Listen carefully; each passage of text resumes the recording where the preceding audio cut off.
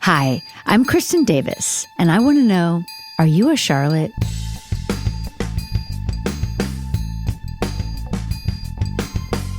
Okay, you guys, guess who I have to rewatch with me? Our producer, technician, extraordinaire, Easton. Hi, Kristin. It's so great to be back. Thank you for being with us. I'm such a big fan. I know you're the sweetest fan. He knows so much, you guys. He knows more than I know, I feel like, like when I don't remember things, he remembers things, which is so helpful. And this is fun because this is our first episode of the 4th season, which, as you've heard me say, I think of as an extended version of the 3rd season. Like if you ask me about the 4th season, I just draw a total blank. But of course, when I watch the episodes, I'm like, these are some of the best episodes. Yes. I thought they were all in season 3, but no, we are now in season 4. And we come out with a bang. A bang. And these are both, the 401 and 402 are both written and directed by Michael Patrick King, which is how he likes to roll and how he then ended up doing our films and just like that. This is the first time I believe that we're seeing him writing and directing both. So writing and directing 2 episodes it's like doing a film, basically. Oh, yeah. Your prep, your post, all of the casting, you're in it, but that's how he loves to be. Right. And he wrote such beautiful episodes and they're so different. And apparently we aired them together, which is also really smart of HBO because they are kind of different. Like The Agony and the Ecstasy, the first one is a little bit more introspective. Yes. Carrie's turning 35. She's thinking about soulmates. And then the next one is The Real Me with the fashion show and the fashion roadkill, which is funnier and bigger. It's like a big set piece to have that fashion show in the middle of it, right? Yes. And this one, I didn't remember half of what happened. So I was really into watching it and it was really, really good. I did not remember that poor Carrie goes to her birthday dinner and we don't come. Oh my God. That part is so heartbreaking. I know, and she really takes it well. Mm-hmm. But what I remember, I'll just say this first. This is my biggest, I have 2 memories of filming of these episodes. I remember that Charlotte, go to Carrie's apartment when we haven't gone to her dinner. I didn't remember that we didn't make it because there's like a New York City traffic situation.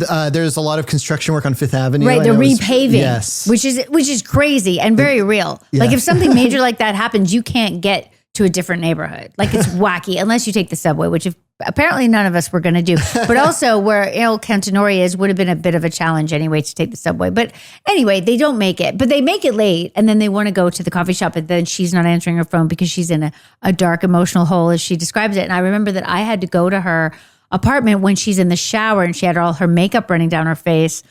And she was soaking wet and it's always a big deal to get anybody wet at work, right? Because you can't really recreate it, you get like one shot. Right, right, pretty much. And I remember the stress of that and also the stress of what she was going to actually wear, right? Because I had to we had to open the shower curtain. They do that kind of cool shot of me through the shower curtain and her through the shower curtain. And then I had to open it and we have kind of an important conversation where I'm like, we want you to come.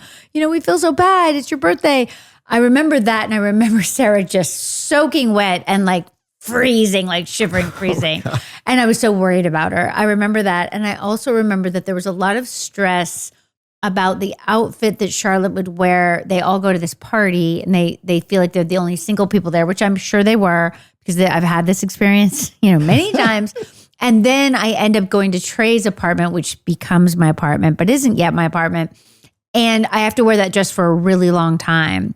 And he also has to try to kind of have sex with me or convince me to have sex with him. And then this thing happens on the dress.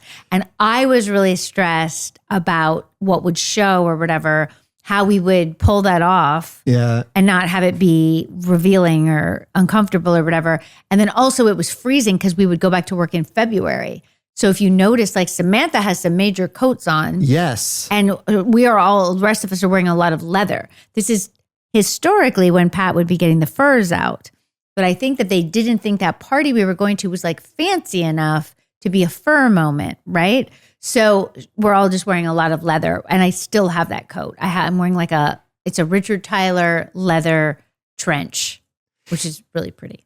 In terms of when you're filming it, are they setting it to be basically the time of year of when you're shooting? No. Because it aired in June. No, we're supposed to be in June. Oh, man. It was always a lot of stress. Yeah. Wow. Because we're trying not to look like it's February, but New York February is completely different than New York June. And we were just always freezing. It was very, very cold. But we had to wear like June type clothes, right? And luckily we would get some kind of coats, because also New York fluctuates so much. But that's why we're wearing the leather, because it's kind of shiny and it has a life to it, and I guess that was what was in at the time. Because we're still in the year, now we're in 2001. Got it. Oh, wow. 2001. Oh, my God. So the other thing I remember about this in general, though it wouldn't have been happening yet in February, the summer of 2001 was like the most glorious summer. And in so many ways, it was like the height before the fall. Yeah. Like the weather was incredible. The colors were incredible. Like people were so happy and out on the street, and there were just parties everywhere. It felt like, also I think because of the success of the show, right? It was like busy and vibrant and, happening in so many ways. And then of course, September 11th, that all came to an end. So that's what it's like the glory times. Wow. Yeah. I was just thinking about like what it must have been like in the city during that summer.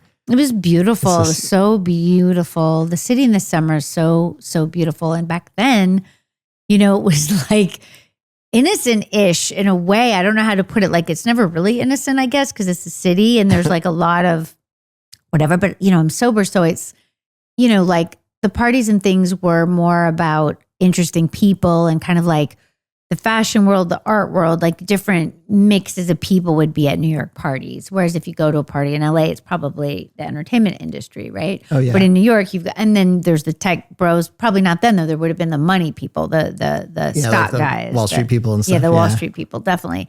But it's interesting there. And it was certainly interesting in those days because I feel like it was just the height of all the things, like we were all going out to the beach on the weekend.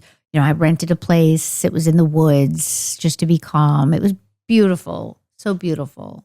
I know. The olden days.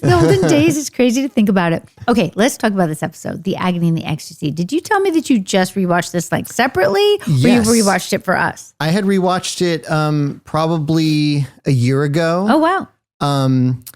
And I mean, and we'll get to it, but it's just one of those episodes that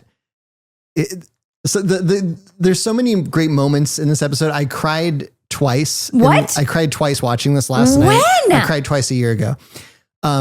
When Charlotte says we can be each other's soulmates. Yeah. And you know what? I don't want to jump ahead too much, but the big moment. Oh, the big moment truly made me cry. I thought that was so special. I really liked him. He was very likable. I was happy. I felt happy for her. Yes. In a good way. It's a good payoff. It's a good payoff that you really don't think you're going to get. You're prepared to not get it, just like Carrie's prepared to not get it. So we'll obviously go in order. Yes. But yeah, it's a good one. I'm so glad. It's a really great That's episode. so nice. I mean, I think that what I love rewatching it about that coffee shop scene, which is the birthday. Is it the birthday scene? Wait, no, maybe it's not. It's earlier. Yeah, no, it is. Yeah. Is it? Well, okay. Yeah, near the end. What I love is that we are all individually upset because she's upset, which I'd forgotten about, because you see that when I say like, this is a crazy idea, you guys, but maybe we could be, you see that taken out of context, right? And you don't remember the bigger picture of why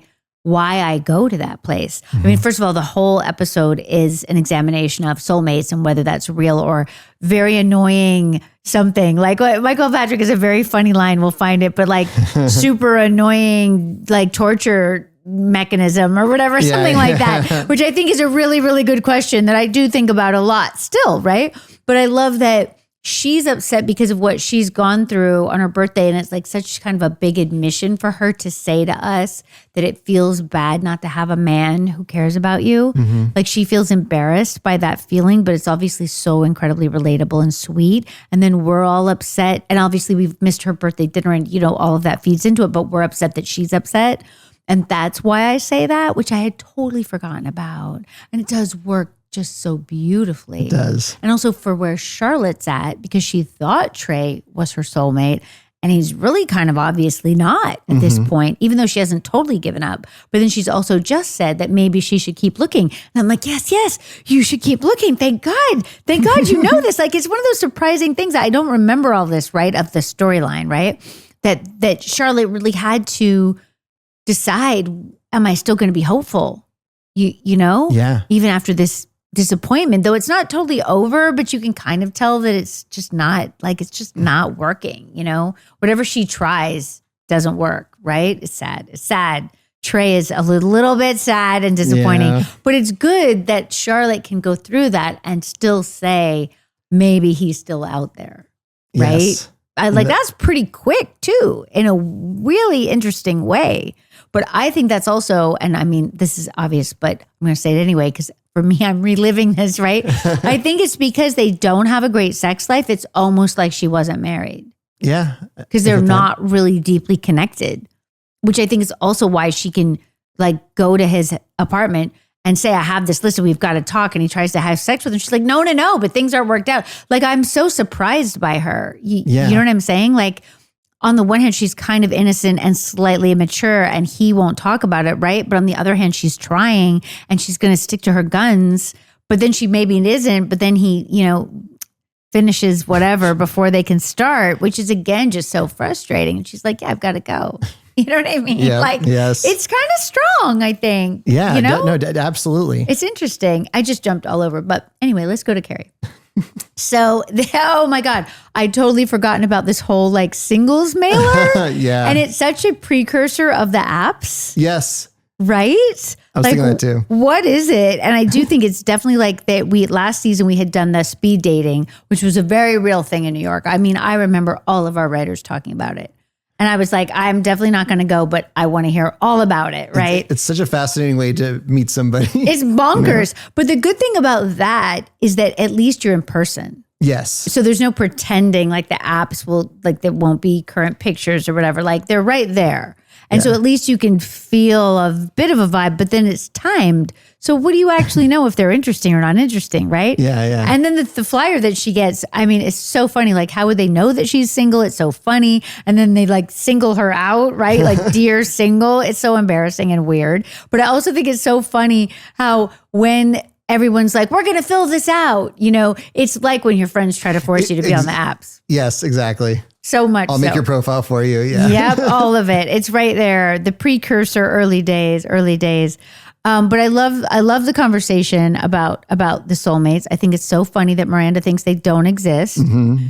And then I also think it's so funny, of course, that, you know, Carrie thinks there's more than one, which is where I would come down. Right. Mm-hmm. And then Samantha's like, well, I have hundreds, you know, and it's unattainable, which I think is great. And then I think it's so sweet. I did have a weird feeling when Samantha was suggesting the birthday party. I was like, I don't remember this, which of course now I know why I don't remember it because we don't show up. But also I was like, wait, I don't think Samantha's the one who should be planning the birthday party. You know what I mean? Yeah. Well, because I know Charlotte she's in PR. I mean, it just seems like something's going to go awry. I don't know. And also because I didn't remember it happening, I guess, because obviously it doesn't happen, which now we know why. But also I was just like, this is so unusual. It seemed like a role switch in a way. Yeah. Like a caretaking Samantha. You know what I mean? Yes, I get you. But it was adorable how she talked her into it. Yeah. You know? And I did, you know, again, not to jump ahead to the dinner too much, but like I liked that it wasn't like Samantha told everybody the wrong place, or it was they all had right. I did think it was that. I did think it was that. I remember thinking it was that too, but right.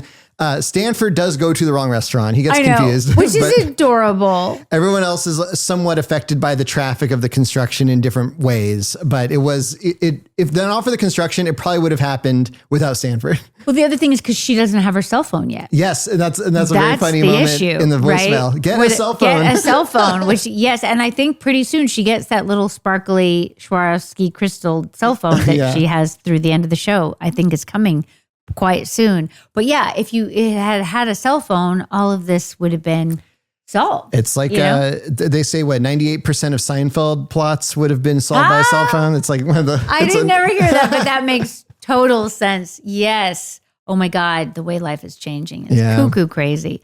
So we're we've got Carrie. She's talked into a birthday party by Samantha. Then it is kind of funny how Samantha says, "Oh, should I invite Big?" And she's like, "No. What do you mean? He's still in London." Like she's got her whole thing. But then she's sitting in her bed waiting for the clock to hit midnight when she picks up the phone and calls Big. Very planned in her mind. Very adorable also, and also like that kind of thing where there has been time that's passed, so it does feel kind of fresh, like. Not so emotionally heavy or whatever that she could reach out to him. But then also you do really feel like she's so not over in any way. But she's fun. But she seems happy-ish, right? Like happy, like, you know what I mean? Like not suffering. Yes, exactly. Yes. When I was watching her wait for the clock to strike midnight, I thought she was waiting because London is like, see, I was thinking Pacific time. London's like 8 hours ahead. I was like, oh, she's waiting for it to be 8 a.m. when it's like a reasonable hour. And then I'm like, oh, no dummy. She's waiting for it to be her birthday. Totally. And it is kind of funny because she's so honest. Like, it's my birthday because it's midnight. I mean, you've totally given your whole thing away there, but that's okay. That's okay. That's all right. But I liked that. And I thought it was very winning, like that's Carrie at her, like kind of, I mean, I don't know if the internet would agree. But, I like that part of Carrie where she's got a plan and she's going to execute it in a cute way. I mean, I do too. Yeah, good. Yeah. I don't know. The whole doorway memes, like I get that if you take them out of context and chop them up of her appearing at the doorway in different outfits or whatever, that it looks very needy. But it was over time and it was fun. I love all the memes that come out of Sex and the City, but I also think that they hurt the show sometimes, like the biggest movie to Paris thing. Yes. Like that. I see that constantly. And I'm like, oh my God, it's not, I know. Kind of the mark on it's entertaining what people do with it. Yeah. Right. Like if you can separate it from the actual show, like the actual, what we were doing, and just look at the creativity that people use with it. I like that. But it is like sometimes they're trying to make Carrie seem like her most narcissistic or whatever, which isn't really fair. Right. Exactly. Right. But that's okay. I get it. It's a meme. It's fine. It's fine. It is what it is. So then I had fully forgotten about the fact that, so with this repaving of Fifth, Carrie walks into it with her birthday cake that she's had to buy at Il Cantinore, which is a great restaurant that we all still love. And then she walks through the newly paved street and these really mean guys start yelling at her. I mean, look, I've been yelled at in many ways by many construction guys in New York. It is a thing. But like they get so into it. What are you doing? I know. They go on and on and on. And then she goes and they're like, no, go the other way. And then she tries and then she drops the cake. And then she's trying to pick the cake up with the cardboard. Like, why? Leave the cake there. Yeah. Like it's such a mess, but it's such like Sarah Jessica's super talents are on display there. She's vulnerable. She's doing her incredible physical activity that she's just so great at, but also she's funny somehow within all of that vulnerability and upset. Yes. It's such a funny moment, but I was so sad for her at the same time. I was balancing those two emotions. And then when she leans over to pick to try and scoop the cake up, her purse is open. And I'm like, oh no, her purse is going to like empty out. I know. And then at one point she has to like cover, like she's in like a weird squat and just to like cut, like there's so many things going on. Yes. Oh my God. And the funny thing is, as an actor, you could have made that easier, but Sarah Jessica will never make it easier. She'll ask for more props. Like she's so skilled at it. And she knows that the way to do it well is to make it hard. And she can also always match her actions, which is impressive, right?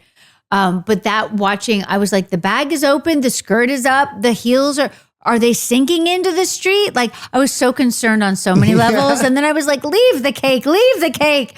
I'd forgotten all of this. And I think that should be a meme. I don't know if it is, but I think that should be a meme of like your day's gone horribly wrong, right? Your day has gone really horribly wrong.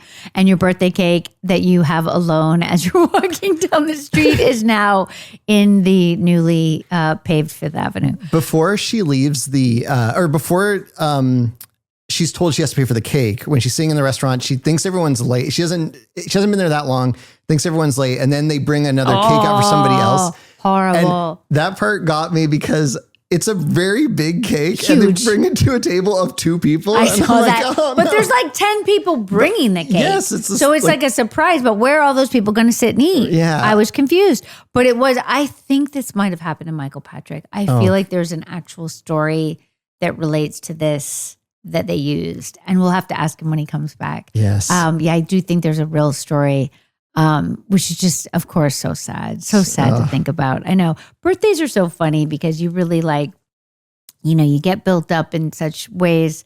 I mean, I'm ancient, right? So I don't really care about my birthday, but my kids really, really care. But we were supposed to have a call and I was picking up my own birthday cake and it did make me laugh. I didn't remember this episode, but I was like, yes, I'm driving to pick up my own birthday cake so that my kids won't be disappointed. I know it's kind of silly, but whatever makes the kids happy is good, right? Okay, so I also love the little thing she wears on her head. And then you know that she's getting really despondent when she takes that little velvet, whatever the heck you would call that, off her head, which also I feel like it's been a while since Carrie's wearing a hat. Yes. Like, I don't know why they gave up on the hats, but I love to see a hat come back because it makes her happy, right? And then she takes it off and she's just playing with the velvet thing. She's just like, oh, I'm so despondent. I can't even wear my hat, which is sad.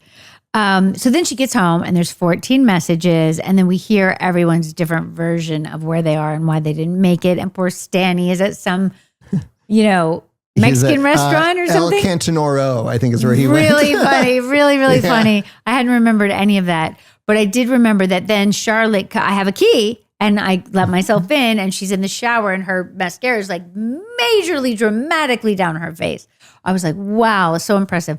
And very sweetly, thank goodness I come and convince her to come to the coffee shop. Thank God, right? This is the kind of friend we all need. Yes. Definitely. And we get down there, and this is when I say, maybe we can be each other's soulmates. And then we can let men be these great, nice guys to have fun with. Good call, Charlotte. Thank goodness. A very deep insight on Charlotte's part. Yes. One of the really iconic of the entire show, Sex and the City. That is one of those moments. I know. And it's so funny because I thought we were on the stoop when I said it. Yeah. I don't know what I thought. Like I get the different important things mixed up sometimes, and I hadn't remembered that it was in this context. But leading up to it, I was wondering, wait, am I about to say it? I wasn't sure. But like Samantha's even upset. Like everyone's upset because Carrie's upset. And because Carrie admits that it feels really bad not to have a guy who thinks she's special on her birthday, which is just kind of painful. But I want to be like, it's okay, Carrie. So then we have this amazing, kind of bonding situation at the coffee shop. And she's walking home in a different cape, I believe. We have 2 capes in this episode. It's pretty exciting times. She's walking home and she looks pretty happy, which I was really happy about, right? Like she's to the place of like, yes, the day took twists and turns or whatever, but I'm happy, which is so great. And that's when she sees Big's car and Big's driver, Raul, smoking his cigarette. And it is adorable. And then I had forgotten the balloons come out. The balloons coming out first of the window. Yeah, it was great. Really charming. And then at the end of the show, I think, we do a photo shoot with Ellen von Unwerth where we had Sarah walking across the bridge. Maybe it was for the last season. She's walking across the Brooklyn Bridge with balloons. And I took pictures of it myself, like personal pictures. And I sent her one in a frame one time. Uh-huh. Yeah, and I think they're red. And I had not remembered that there was a reason why or whatever, And it's a very, very charming scene. And you know how I have mixed feelings about Big, but he was at his most charming and kind of like adorably, like on the one hand, sweet that he brought champagne and he brought balloons and he would kind of know what she would need, right? And on the other hand, she doesn't know how old he is because apparently he hasn't told her, which is interesting. I was looking online and some people are saying that like he references it in an earlier episode. Like she does know. Oh, I guess he references it earlier. I don't know. But someone tell us. Yeah. I don't know. That's interesting. I mean, remember how we don't know his whole name either till the end, but then you don't know if she knew. We just don't say it, right? Like there's mysteries about it, right? Exactly. Which I think is good. I like that because this is TV. One of the things that I think about when I watch it back is like, you know, in the year 2001, like what was on regular television, sitcoms, Yes. you know, not that there's anything wrong with them. They're hard to do, right? But like Friends was on, you know, Seinfeld, I think was done by this point. Yeah. I want to say like, Gilmore Girls had just started. yes, like Everybody Loves Raymond, Yes. like things like that were on, right? So this was very, very, very different. Yes. You know, very, very different. And I think important, like on television, they wanted you to explain things. And I think what was nice is that our writers had the nerve, you know, the strength to be like, we're not going to explain that. And we're not going to explain these people's parents. And we're not going to show where they came from. We're not going to talk about it. We're not going to tell you how old Big is. And, you know, so many different things. Yes. Right. And that's one of the many reasons I love this show. And Sopranos is the same thing.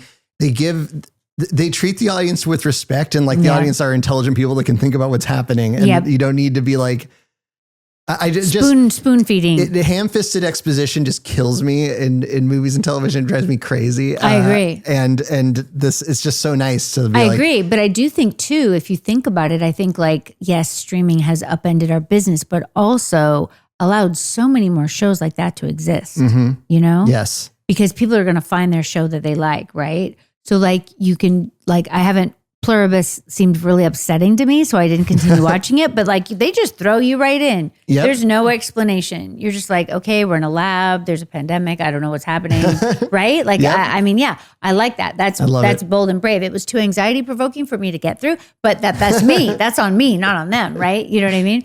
But I think that actress is great. But I love to look back, and I am reminded of the time so much when I'm looking at it, because New York looks so different and so charming and small in a weird way, right?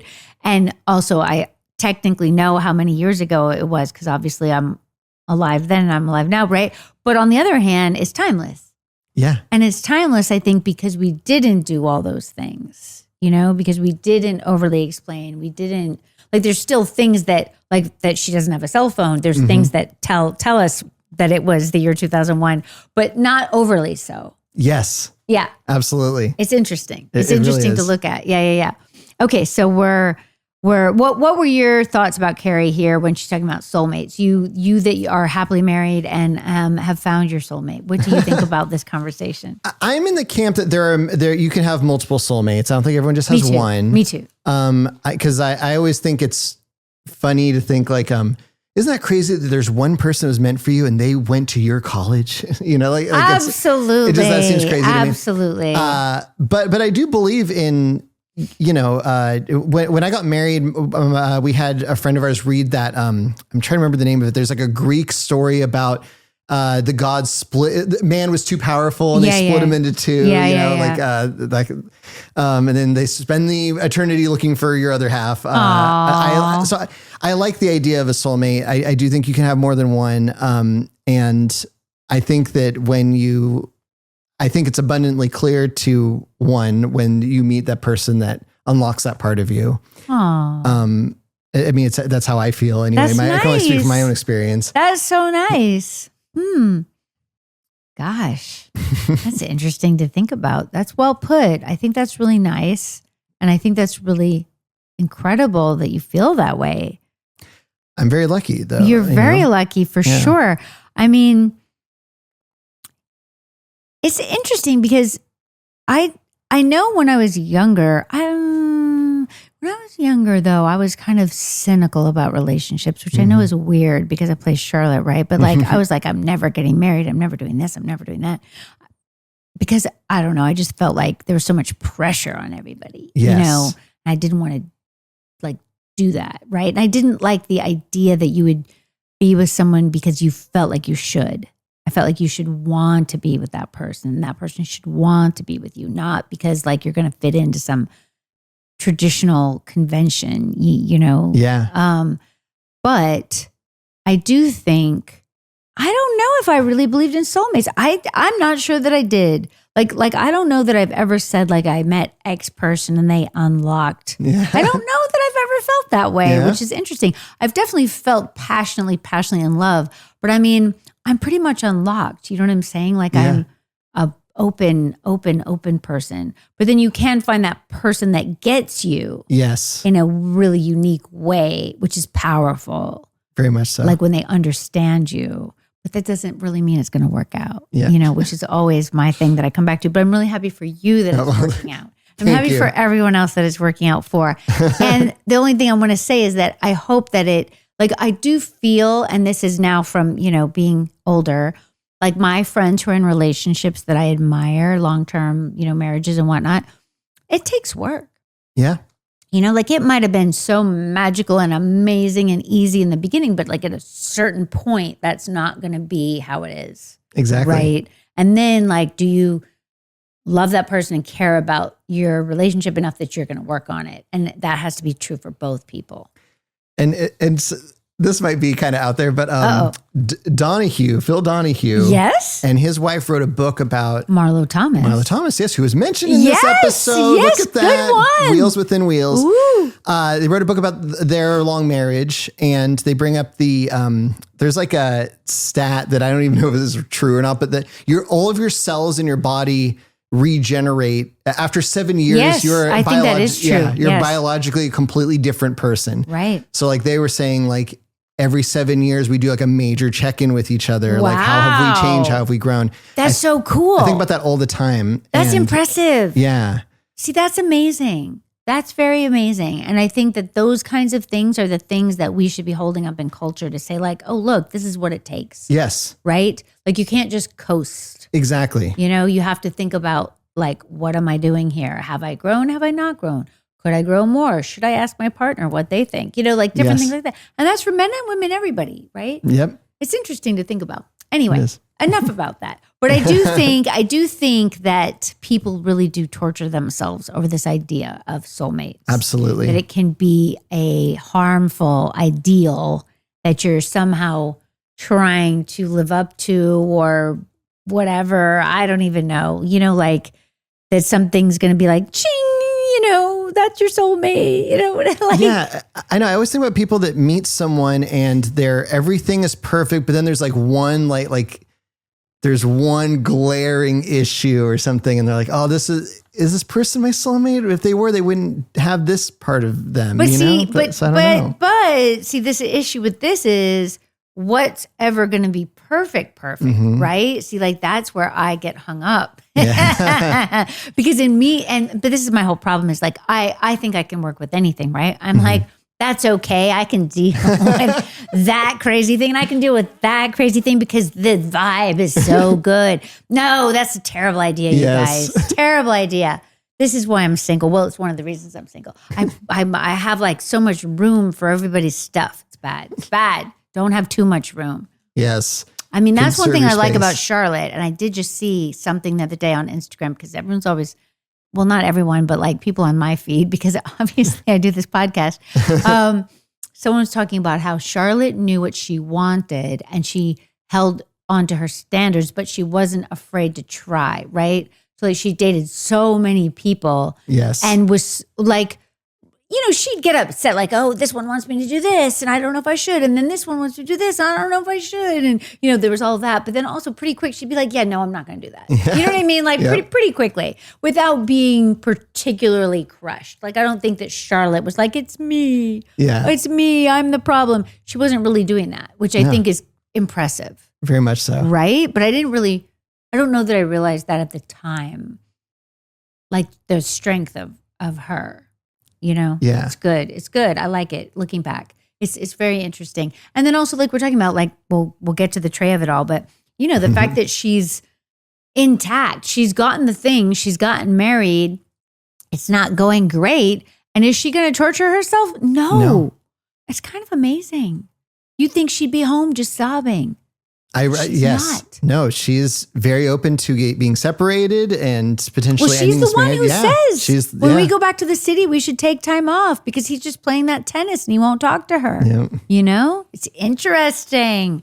No, Charlotte's super fascinating. I think all of the characters are super fascinating. That's the other thing I think when I look back, especially on really meaty episodes like these two that we started the 4th season with, all the characters are fascinating. Yes.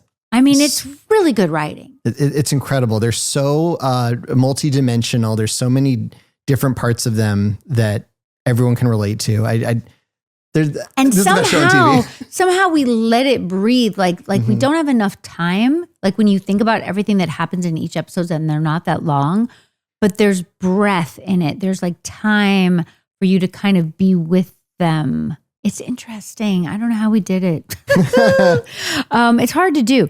But okay, let's move on from Carrie to poor Charlotte. Poor Charlotte. Oh my gosh. She's at that party, man. She talks that woman's ear off because the person says, "Where's your husband?"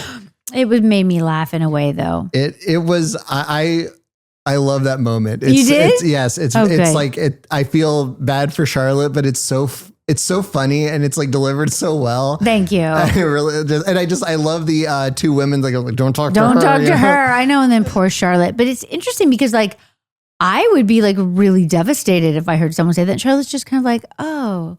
And then you could see the wheels turning. And then she's like, oh, I need to go to Trey's and I've got my list. Yep. Right.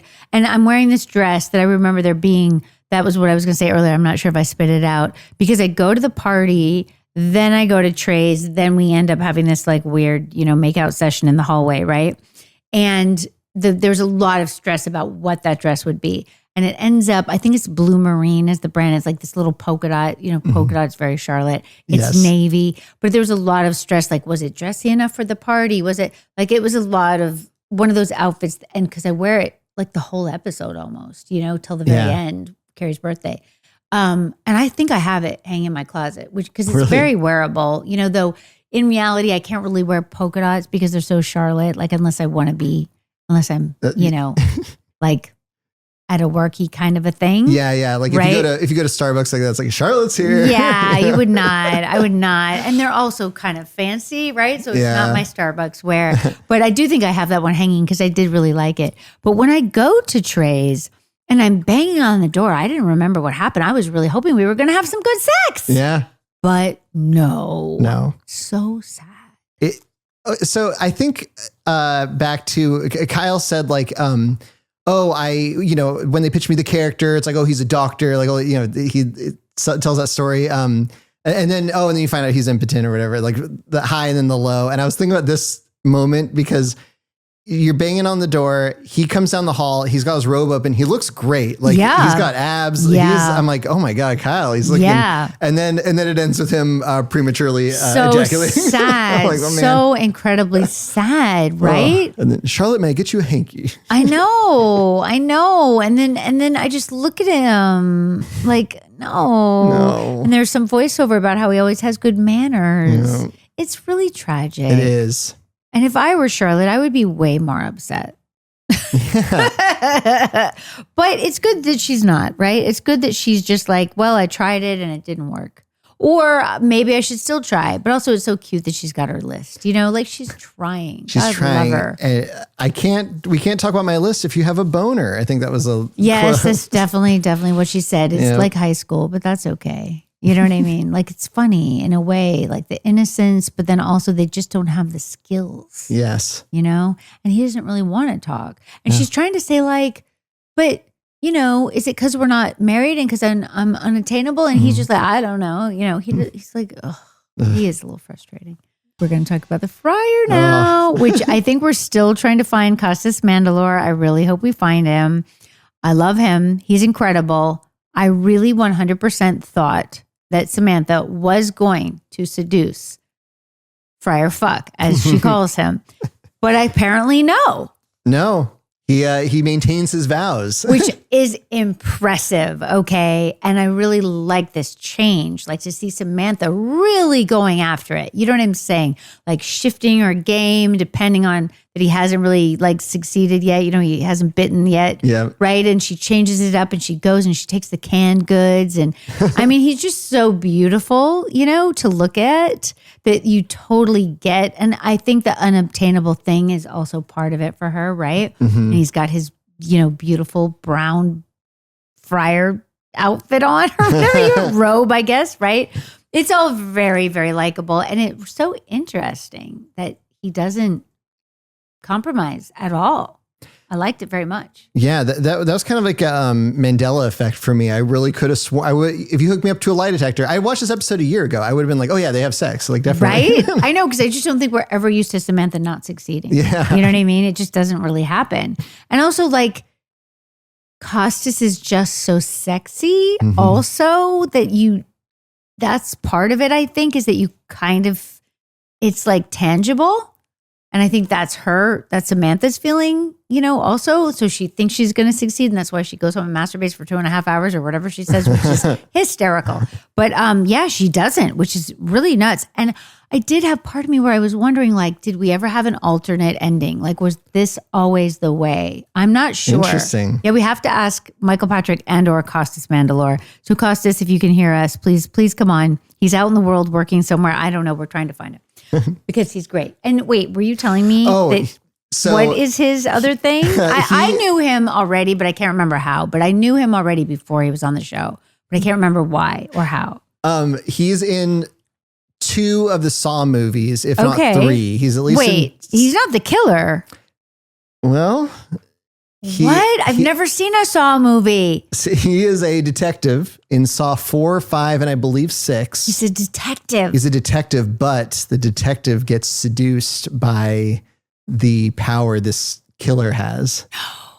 Yes. Oh my I'm sorry, everyone, if I'm spoiling Saw 4 for you, but wow. So he's in multiple Saw movies. I didn't know this. This is interesting. Because the jigsaw killer in Saw hunts down people that don't appreciate the life they've been given. Oh. And then he puts them in these traps. And like, how far will you go to live? Like, you have to there's a lock around you and the key is behind your eyeball and you have to dig your eyeball and get the key. That's horrible. And so Costas plays a detective who sees it as a way to like extract justice on people that the system has. Like, oh, this person killed a child and got away with it. Okay, bad guys. I'm going to put him in a trap now. I get it. Yeah, wow. It's gruesome. Well, it's so interesting. Gruesome. But I remember so vividly watching Saw and going, that's Friar. Well, that's why we need to talk to Costas. Like, what was it like to play Friar Fuck and then have people talk to you? I mean, because that is a really different role on our show. So different. And very different. He can be such a tough, brooding guy in the Saw movies, and then he's this like sexy, cool man of God in Sex and the City. I mean, he was on something.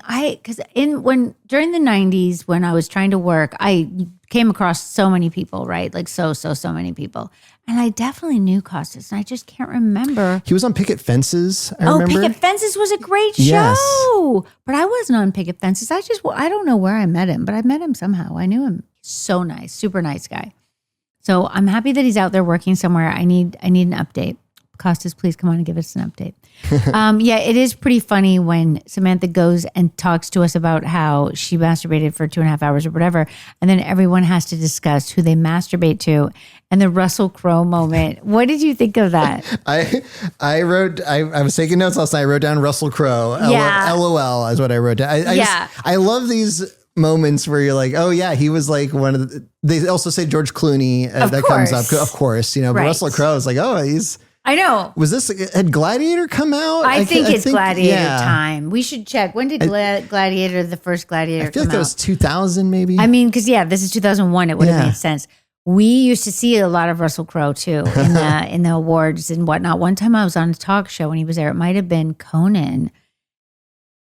He was very nice to us. His ex-wife loved the show, so he was always very complimentary. And there's other stories, but I really shouldn't tell. But very nice, very, very nice, very nice, very nice. Very interesting man. Very interesting man. Very interesting. Yes, Hannah doesn't have anything to say. When did Gladiator come out? 2000. You were right. Very good. Very good. Easton. Thank you. Easton knows everything, you guys. I do remember that there was some discussion about who we should say. Really? Yeah. And I think there was another time where we had to say somebody, and there was a discussion also to make sure that we were all cool and we were kind of all putting in our 2 cents or whatever, Yeah. It's interesting though, because Charlotte doesn't say anything about Russell Crowe. No, she has one person in mind. I know. It's sad. I just want to point out really quick. I love the sweater you're wearing at that scene, at that lunch. It's like a pink Oh, it's bright. It's yeah, what the heck was it? You're so funny. I told you I wore a sweater for you today because I knew I was talking to you because I do think of you when I pick my sweaters. I was wondering to myself, what the heck am I wearing? It is the most thickest, like pink chunk of wool or whatever, cashmere. I don't know what it is. I don't own it. I was wondering because usually Pat would put me in like super tight things, you know? But I think that was a coffee shop. And sometimes if you have a coffee shop and you don't have a scene before it or right after it, that's the only time you'll wear it. Okay. So it's more about the pop of color in the mix because you have to think about how everyone's outfits go together, which is a whole situation, obviously. And other people might have scenes before or after, right? So if I was only at the coffee shop, then it would only matter that I had a bright color on. But to me, you know what I was thinking when I saw it? First, I was thinking, what the heck am I wearing? Then I was like, that's very, very chunky. Then I thought to myself, this is confusing because is that pink a pink that a winter would wear? Because there's a lot of debate in my own head and also on Instagram about whether I'm a winter or like an autumn, I want to say. I'm very confused, Ethan. Very confused. And when I get dressed to come on the podcast, I'm like, I don't know what color to wear because, see, I used to think I was a winter. Like my whole life, I've thought I was a winter and I could wear solid white. But then they're telling me, no, don't wear solid white. But then I'm supposed to wear not solid white, but I don't think it looks great. What do you think? These are the pressing questions. It's so, I'm really, I mean, the whole winter, autumn, summer thing, it is challenging. Isn't it? I think this pink looked great on you. Okay. I think the sweater you have on also looks great on you. I'm not washed out? No, not at all. Okay. I think if you'd been wearing like I'm wearing a white shirt. Right, and it looks good. You might be a winter. Or maybe an autumn. I don't know. There are people that do these analysis. That's their job. Yes. Yeah. We should get you to one of those people. Well, they have done a thing on me. This is why I'm confused, right? They have done a little video. I saved it so that I could reference it. Do you know what I mean? Pat Field, I don't think that Pat and Molly ascribe to this. Okay. And I talked to my stylist, Samantha McMillan, also, and she said that she thinks it's interesting, but that sometimes they're wrong, which I also do agree with, because sometimes they'll do people like from an award show and they'll have what they wore and then they'll color it a different color that they think would be better for them. And they'll be like, see, isn't that better? And you're like, no, it's not better. Like, no, right? Like they don't generally like black. Only winters should wear black. And I really think I'm a winter. And if you are going to tell me that I cannot wear black, I may ignore you. Yeah. You know what I'm saying? Like you can't take our black from us. Yes. Like it's just wrong, you know? Yeah. Like it's upsetting. But when we get into the other colors, I am open, right? So like sometimes with the podcast, I try different colors, but because we have our beautiful lights on us and everything, I'm not sure that it's the best way to tell. Do you know what I mean? I've been trying some fall colors lately because this one woman did like, Kristin Davis. And they said Kristin Davis can pull off a lot of colors and she can dip into winter. I don't know what she said, but she basically said that I should not wear silver and I should not wear black and I should not wear white. I was just like, what?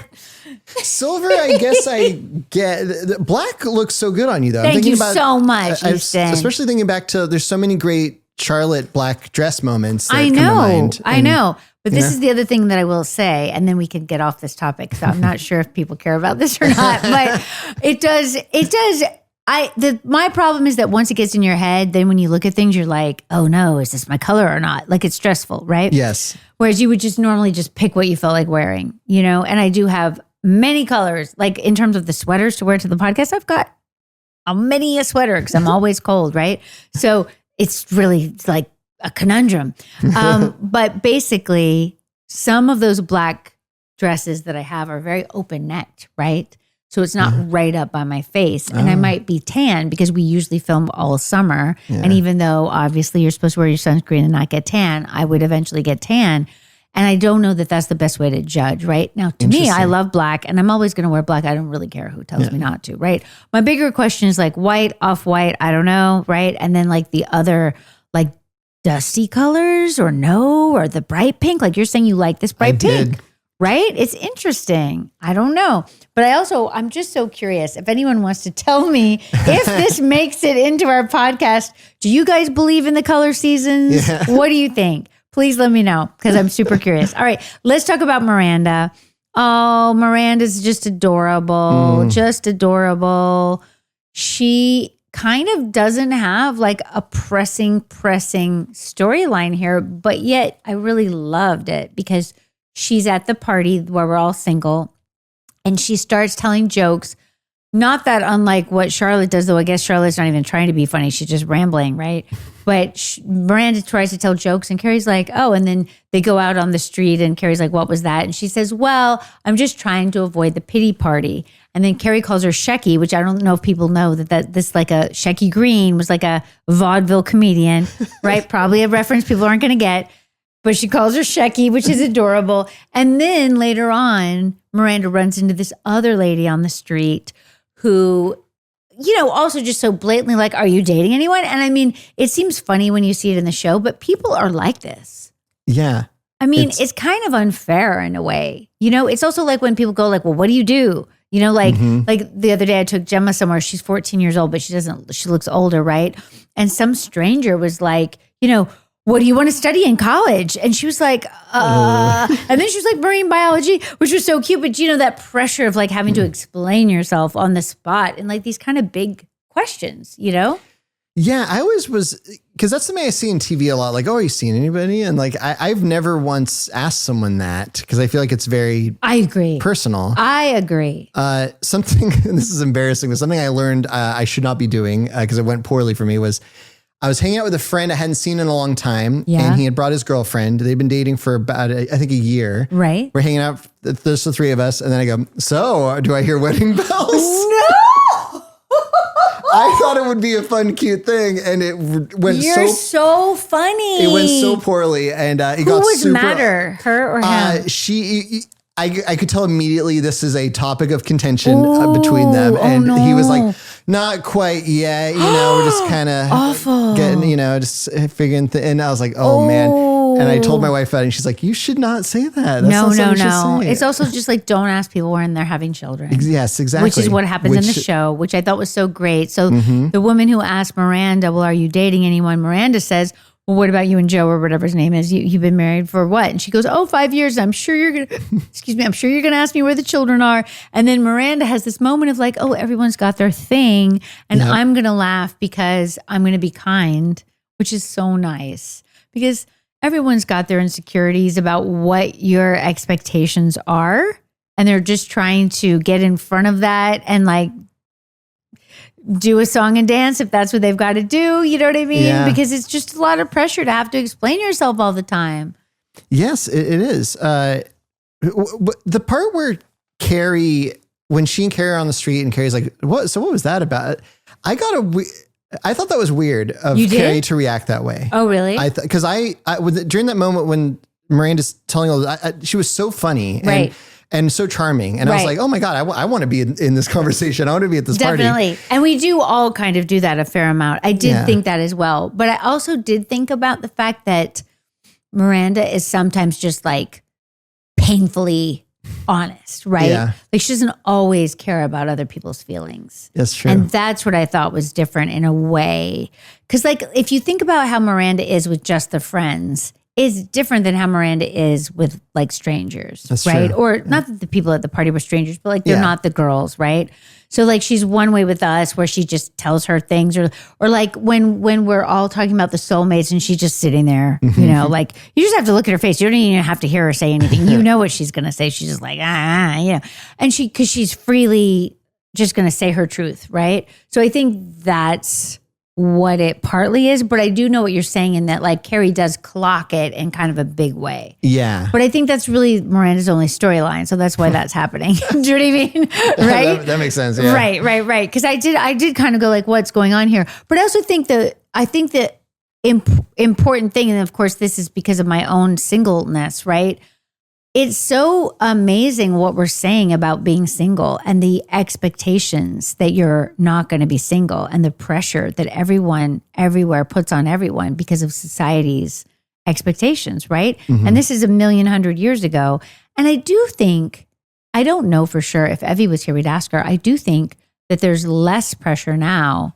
Like someone was telling me, Mary Beth, remember when Mary Beth came on? Yes. She was like, I keep telling everyone about how I want a boyfriend and they keep telling me I'm crazy. Yeah. And I was like, good for them. And she was like, no, but I want a boyfriend. Like for the young people now, at least some of them, the expectation is that you won't be doing that, right? Yeah. That you're going to be out and with your friends and having fun and pursuing whatever you're pursuing in your job or whatever, I guess. Yeah.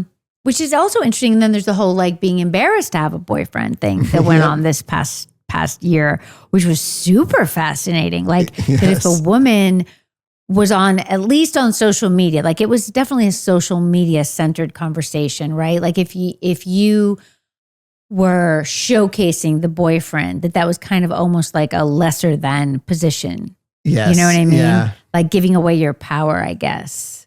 Which is super interesting. Very much so. But I do feel in my own life, and of course this could just be because I'm so used to this for like ever, right? I do feel like the assumption is why are they single? Like what is going on that they would be single, right? Like there's a weird question mark over your head if you're single, which is so stressful. Yeah. I don't like it. No, me either. No, I don't like it. I did like this moment with this other person who starts talking about the insecurities about not having children because my wife, like we have decided we're not going to have children, my wife and I. And do you tell people this? Like if you're at a dinner party or something, do you talk about it? If they ask us, yeah. Like we don't hide it, but then it also is, it's awkward because, you know, do people try to convince you otherwise? They do. Yep. They do. Yep. And they keep saying like, oh, you would change your mind after it happens. Right. And, you know, and then it gets. But that doesn't make sense. No, it's. That's not the way we should be going about this. No. You should have your total freedom not to be having children. I think it's very, very respectable. You know what I'm saying? Like more people in some ways should be choosing this. Yeah. I mean, that's kind of where I'm at. And it's hard to, because I also don't drink. And I kind of run into this too when I talk about that. Like if people ask you about that and you say, oh, I'm not going to have kids or I don't drink, then sometimes they interpret that as like, oh, well, you're not going to like me because I have children or I drink. Sure. They might. That's true. And so it's a really awkward thing sometimes, but it's like everyone's living their own life. 100%. You know, but also, I mean, this is what's so interesting too about people, right? Like that you know, if you choose something slightly different, right? Like just slightly different. Like it's not that, like there's a lot of people who don't drink. Absolutely. You know, you realize this as you go through life not drinking, right? But it's not the norm, you know? So like if you're in an event or whatever, like most people are there drinking, you know, that's just how it is. That's what they do. That's what they like to do. More power to them, right? That's just not me and that's not you. Yeah. But then, so one thing's kind of interesting, right? Like they might go like, oh, that's interesting. Like you can tell on their face how they are going to feel. But then if they hear two, they're just like, oh, what? Do you know what I mean? Like, oh, now for me, I go, that's super doubly interesting. Let's hear about this. Or maybe let's just think that's an interesting guy. Because then like, do you have to explain yourself? Because that's also awkward, right? Yeah. Like having to go into it. Do you know what I mean? Yeah. Awkward. Like you shouldn't have to do that. But then also I think that's really interesting. And I think it's interesting also that people wouldn't automatically think, well, that's an interesting person. Do you know what I mean? Yeah, right? I'm with you 100%. Right. It is. I think that social norms are fascinating. And I think that they change very slowly, right? So like we might hope that they're changing or think maybe because of social media that they're changing, but they really just change really, really slowly. But like, you know, remember when we were talking to Jenny Biggs and she was saying when she wrote the episode about Miranda buying her apartment, that was based on Jenny's story. And I was saying, look, I've gone through this myself where like, you're just having to check boxes. Like even with my kids who are in school, you know, I'm a single parent, right? All the school forms are two parents and they get very upset if both people don't sign because they don't want a divorced couple, for instance, to somehow leave out the other divorced person, right? Yeah. But you have to like jump through hoops if you're a single parent to be like, no, I am the only responsible person. Like it's just so not the default, right? Yeah. Anything that's not the default is like, exactly. It's a whole drama. And they don't ever think about you because you're the norm, not the norm, right? You're the exception to the norm. But it's very interesting and somewhat, you know, annoying. But then like with Jenny talking about the single women buying houses, now that's the single biggest group of house buyers, single women. So that's 25 years, but yay. Yep. Right? Yep. It took 25 years, but yay. Yes. And then also I think the marriage Like when we did that Time magazine cover, which would have been like 2001 or 2 or something like that, maybe 3 or 4, I don't know, but early 2000s, who needs a husband? That was like shocking, right? That's why they put it on the cover, right? But now, the rates of, first of all, divorced women who don't remarry, which I love so much, super interesting. But then also just people waiting to get married, women not marrying. Like there's many, many options now that are much more prevalently happening, which is great. Because everyone should get to choose. Exactly. We should take the pressure off. We've come a long way. We still have a lot more track ahead of us. But when you think about in the 25 years, how we look at those things, it's incredible. I know, it is incredible. It is interesting because sometimes you feel like if you're in one of those moments, like where you're having to fill out the forms or when someone's like, what do you mean you don't want to have children? Like, because people really do have their own, like it says more about them than it does about you, right? But like, they get panicked when confronted, you know what I mean, with something different, right? And it says like in their mind, you can see like, what does this say about my choices? Right? But when you're in those moments, you do feel like nothing's ever changing. You're like, oh my God, it's exhausting. But I do think things are changing slowly, right? Yeah. It is interesting though. But I love, that's what I love. I love when it's rare that all characters in the show are single. And I do love it. I mean, it makes sense that it doesn't last forever because also that would be weird also, right? And you do want people to try things out. But I love that we start this season with everyone, pretty much single. I mean, Charlotte's still not totally unhooked from Trey. And obviously Carrie emotionally is not unhooked from Big. But Miranda seems to not even be remotely thinking about Steve, which is interesting because we know what's going to happen. And of course, Samantha's free because that's how she always is. But I liked it. And it made me think like this is why the show is so unique, and that it can talk about this stuff. Like like when Carrie says to Miranda, we were the only people in there who were single. I mean, yeah. It's interesting. I just want to shout out Yul Vasquez. He plays the agent that Samantha is talking to at the party. Yeah. And he's like, just kind of being like typical, like, 90s, like agent. Yeah. So he and Sarah Jessica were in a show together. I knew he looked familiar. He was called Divorce. He was in Divorce. Yes, he was. Oh my gosh. I recognized him from Seinfeld. No way. Yes. Who did he play on Seinfeld?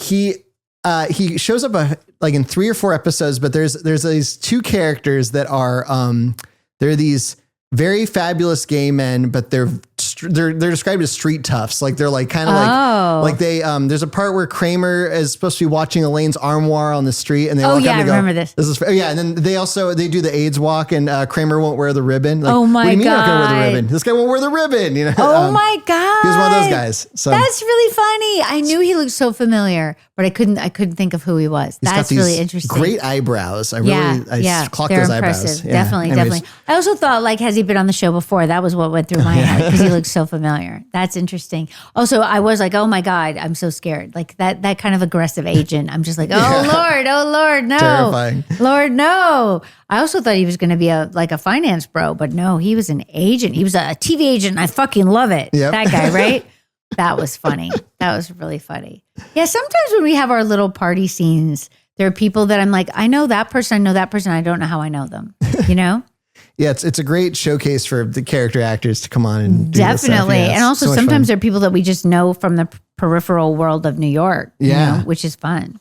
All right, the agony and the ecstasy. I feel like there's things we missed, but wait, did we fully discuss the end scene? So basically, remind me how it ends with Big. So he's there, he's likable, he's come to deliver her birthday balloons and champagne. They have a very sweet time, but then she just gets out of the car, right? Yes. And that is something I love about this is that he's not like, come on, Carrie, let's go out dancing or something. No, he's just coming by to celebrate her birthday, give her champagne, give her balloons, and then be gone. All he wants to do is celebrate her. Which is nice. No expectations for her. Yeah. And I just think after the night she's had, it was such a great little moment. And also, we haven't seen him in a while, right? Like I can't remember when we last saw him. It was a while. Yeah. Was it when they fell in the pond? The park? I think so. I think so too. Oh, that's good. That's very good. That's very good. Because he's going to move to London and all, right? At that time. But I also love when he asks her in the car, did you have a good day? And she says, yes. That was so great. So I was like, see, that's maturity. No one ever talks about Carrie's maturity, but look, there's a mature moment. You know, she had a great day because she went through all the different things and then she ended up with her friends and then she was content walking down the street. And then here he was, a surprise, just like it should be, you know? Exactly. Like just a cherry on top. It was interesting though, because in the sound, you know, voiceover, doesn't she say something about like calling back to Charlotte saying then they can just be nice guys that we have fun with? Yeah. And I'm like, well, that's not a good description of Big, but okay. Yeah, okay. I mean, he was nice in that car scene, but you know what I mean? That's not, I wouldn't think of him in that category, but that's okay. That's okay. That's me nitpicking. But I did think like just as a beginning of a season, how incredible. Oh, like Michael Patrick King. Oh my God. It's a grand slam right out of the gates for season 4. It's so good. And I tried to figure out if this is when he wins his first individual Emmy, but I don't think it is. But I do think I need to figure out better because we win our Emmy for the show in September of 2001 because it was the Emmys that we called the semi-Emmys because they didn't happen on time because we had declared war in Iraq. Oh, and we felt like that would be weird to have the award show. And then when we had it, only Kim and I are there to get it. So it's just Kim and I holding the Emmy together. No one else is there because we were, I think she was living in LA. So both she and I are there. I don't know if Michael Patrick's there. He's not in the pictures with us for some reason, which would imply he wasn't there. But if we won that would mean we did win for season 3, which aired in 2000 because there's always a little delay. You know what I mean? Like you qualify the season before, right? But amazing that this is the season that we come on with, you know, in the season that we're going to win. And I also think in my mind, that's why season 3 and season 4 are mashed together. Because I also think we made so many. And I think that this is when, like the show in general, it was almost a year-round job, right? Because we had the Golden Globes in the winter, we had the this, we had the that, there was this event, there was that event. I mean, maybe it really wasn't, but in my mind, and I think I might have, maybe this is when I went to Canada and worked with Rob Lowe. I can't remember. But like you would do things in between, right? But I can't remember what it would have been. Like you were trying to get little jobs in between that you would, you know, could do, make extra money or whatever, and you know, hopefully have some fun. But then you just had like, you know, the Golden Globes or like there were just big things that you were just living the whole year. Yeah. Based on always that. Something going on. Yeah. Which was so much fun and so great. So great. But I think that's why like the whole, like season 3, season 4 in my mind are one, you know, there's not really a break, but a glorious season, a very long and glorious season, but quite amazing to look back and realize that this is Michael Patrick really coming into his own in terms of like directing, writing, both of them. It's pretty major. And he's so incredibly talented that he can do that and do it well. He's one of the brilliant minds of television. I know. I can't wait for the comeback. Yeah. It's going to be super interesting. Also, we got to get him back on the pod. We got to get him back over here. We have many questions. We're going to write them down and try to remember them all. All right. Thank you, Easton. Thank you, Kristin. I'm not even going to ask you if you're Charlotte because we've asked you. Oh, yes. You should just come up with a surprise answer for us one time. No, I'm not. You're adorable. Thank you for being with us. You always have such good insight. It's so fun. I'm glad. Yay. Thank you, everybody, for joining us on Are You a Charlotte?